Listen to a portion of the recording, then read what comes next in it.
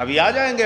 अभी आप अब बस थोड़ा सा इंतजार कीजिए। बस अब देखिए, आप लाइट कैमरा एक्शन शुरू होने वाला है। बस थोड़ा इंतजार कीजिए। अभी रोएंगे आके टीवी पे आके रो देंगे। पूरा देश का चैनल चलाने लगेगा, सब भावुक हो गए, सब रोने लगे, सब। बस चलो। हमारे कई अपनों को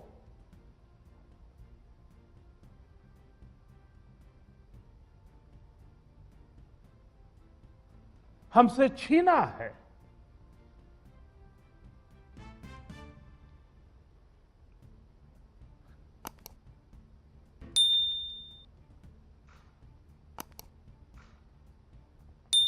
मैं उन सभी लोगों को अपनी विनम्र श्रद्धांजलि देता हूं और उनके परिजनों के प्रति सांत्वना व्यक्त करता हूं। ऐसा प्रधानमंत्री थू है नरेंद्र मोदी, आखिर क्यों रोए? ये बहुत गंभीर विषय है। आखिर भावुक क्यों हो गए? और ये ऐसा नहीं है कि पहली बार नरेंद्र मोदी जी भावुक हुए हैं। अभी तक 3-4 बार भावुक हो चुके हैं। एक बार पार्लियामेंट में, एक बार 2016 में जब नोटबंदी किया था, आप सबको याद होगा। जापान गए थे, जापान में भाषण देके आए थे। वो भाषण याद दिला दूं मैं आप सबको। लोगों के घर के परिवार, बच्चे हॉस्पिटल में भर्ती है, उनके पास पैसा है, लेकिन वो पैसा किसी काम का नहीं है, रद्दी का टुकड़ा है। लोगों के बच्चे हॉस्पिटल में भर्ती हैं, लेकिन वो पैसा किसी काम का नहीं है। और अगले दिन जब जापान से भारत लौटे तो गोवा की रैली में गलियारी आंसू दिखाया देशवासियों को कि भाइयों और बहनों, मेरे पे विश्वास करो, सिर्फ 50 दिन का मुझे मोहलत दो। और वहां रोने लगे थे, याद है?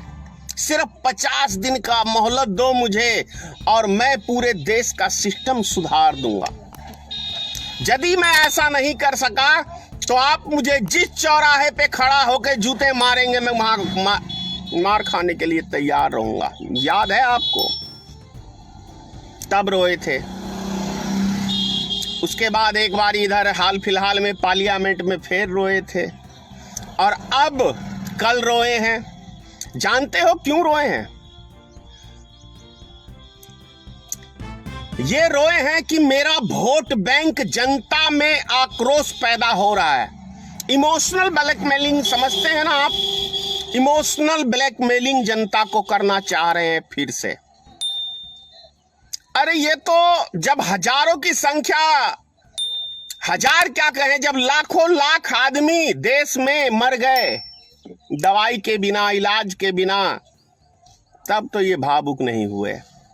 अब भावुक होने का मुख्य कारण यही है। ये तो उस टाइम में भावुक नहीं हुआ। नरेंद्र मोदी उस टाइम में नहीं सोचा जिस टाइम में ये 15-16 साल की उम्र में घर छोड़ के भागा कि मेरी मां, जिसने मुझे 9 महीने कोख में रखा, मैं घर से भाग रहा हूं, मेरी मां के ऊपर क्या बीतेगी। आप खुद सोचिए कि जिसका जवान बच्चा, किसी भी दुनिया में किसी भी माता का जवान बच्चा 16-17 साल का यदि घर छोड़ के भाग जाएगा, तो इस संसार की सबसे बड़ी पीड़ा यदि किसी को होगी तो वो मां को होता है, मां को होती है। उसके विषय में नरेंद्र मोदी ने सोचा था उस टाइम में कि मैं जो घर छोड़ के भाग रहा हूं और मैंने जिसकी मांग में सिंदूर भरा है, 7 फेरे लिए हैं, 7 जन्मों का वचन दिया है, उसको छोड़ के भाग रहा हूं, तो उसके हृदय पे क्या बीतेगी। जिसने मुझे 9 महीने कोख में रख के मुझे इस संसार में लाया, चलना फिरना सिखाया, उसके हृदय पे क्या बीतेगा। और जिस टाइम में यह घर उसने चोरी करके भागा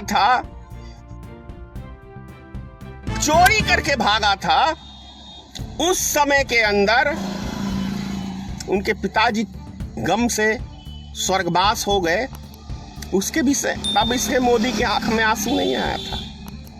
लेकिन वोट बैंक मेरा खिसक रहा है तो आज आंसू आने लग गए। 2014 में नहीं, 2002 में पहले बात कर लेते हैं। 2002 में जब इसी की साजिश ने गुजरात में दंगे कराए थे, सोची समझी राजनीति के तहत, तब इसको तनिक भी अफसोस नहीं आया था। तब ये शाम को जश्न मनाता था जब लोगों की लाशें हो इधर, चाहे हिंदू मरे चाहे मुसलमान मरे, उस टाइम ये जश्न मनाते थे शाम में।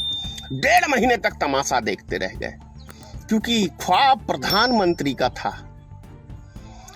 उसके बाद 2000 याद है 14 का चुनाव, 2013 में दिसंबर के महीने में गांधी मैदान में वो रैली याद है जहां 14 बम फूटे थे। क्या 14 बम फूटे थे? पब्लिक में फूटे थे। नरेंद्र मोदी के मंच के इर्द गिर्द एक भी बम नहीं फूटा था।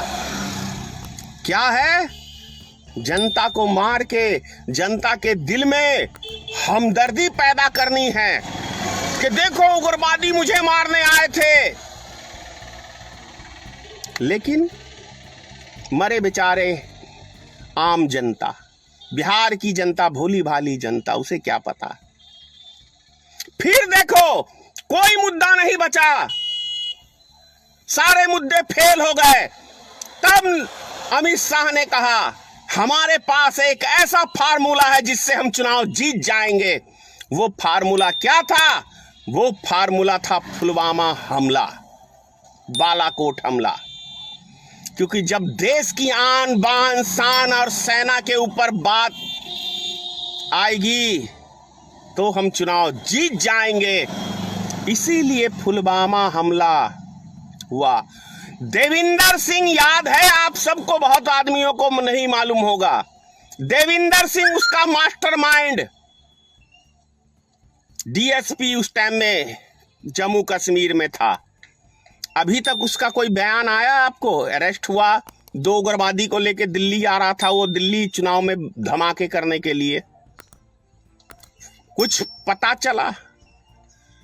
तो अब देश के अंदर, पूरे देश के अंदर गुजरात सरकार की बात कर लेते हैं। गुजरात में 4000 कोरोना वायरस के मरीज सरकारी आंकड़ा दे रहे हैं, लेकिन हॉस्पिटलों ने 1,23,000 का डेथ सर्टिफिकेट दिया है। कितनी फरेब, कितना झूठ ये लोग फैलाते हैं। आप देखो ना, मैं एक नया उदाहरण बता रहा हूं आप सबसे। उत्तर प्रदेश का 2000 पिछले 16 में, ये माफ करिएगा 20 में लॉकडाउन में योगी आदित्यनाथ के पिताजी स्वर्गवास हुए थे। तब मैंने ही एक वीडियो बनाया था कि लोगों को जब ये घर नहीं जाने दे रहे तो ये क्यों जाएंगे। मेरी बात का असर पड़ गया और योगी आदित्यनाथ, वहां से कॉल भी आया मुझे उत्तर प्रदेश से, इनके विभाग से, कि आप ऐसा वीडियो क्यों बनाते हैं। अभी तो डिसीजन लिया ही नहीं है। तो डिसीजन लिया, उसके बाद लिया इन्होंने कि योगी आदित्यनाथ अपने बाप के दाह संस्कार में नहीं जा रहे। राजनीतिक चमकानी है। मैंने फिर वीडियो बनाया, मैंने कहा माँ बाप दोबारा नहीं आते हैं।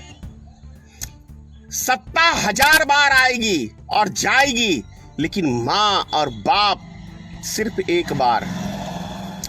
गद्दी को लात मार के जाना चाहिए था दाह संस्कार में अपने बाप के। आप इस साल की बात हम कर लेते हैं। महामारी पूरे देश में फैली हुई है और योगी आदित्यनाथ बंगाल में दौरा कर रहे थे। ये देख लीजिए, ये है, इसीलिए मैं कहता हूं ये है सत्ता के लोभी व्यक्ति। ये सत्ता के लिए ना अपने माँ के, न बाप के, न संसार के, न इस देश के नागरिक के, ये किसी के नहीं है। सिर्फ सत्ता से प्रेम करते हैं। सत्ता के लिए हिंदू को मरवाएंगे, मुसलमान को मरवाएंगे, देश को बेचेंगे, देश की शान को बेचेंगे, ये कुछ भी करेंगे। सत्ता पाने के लिए ये कुछ भी करेंगे। कल नरेंद्र मोदी जी आंसू बहा रहे थे। बाप रे बाप, कितना दर्द है। लेकिन जब लाखों की संख्या में ये भीड़ इकट्ठा कर रहा था बंगाल के चुनाव में, तब इस ने नहीं सोचा कि इस भीड़ का असर क्या पड़ने वाला है। जब पिछले साल सिर्फ 500 व्यक्ति मतलब कोरोना पॉजिटिव पाए गए थे, तब पूरा देश लॉकडाउन हो गया था। और इस साल जब 4 लाख, 5 लाख, 3 लाख प्रत्येक दिन मरीज निकल रहे थे, तब ये चुनाव प्रचार कर रहा था। कितने प्रमाण चाहिए आपको इस देश की जनता को, आप स्वयं बताएं। कितना प्रमाण चाहिए कि ये नरेंद्र मोदी सत्ता का भूखा व्यक्ति है। ये नरेंद्र मोदी ना माँ का हुआ, ना बाप का हुआ, ना घर वाली का हुआ, ना इस देश की जनता का कैसे हो सकता है। अगर जनता का होता तो जनता के विषय में सोचता, जनता के लिए काम करता, ये चुनाव प्रचार नहीं करता। जय हिंद।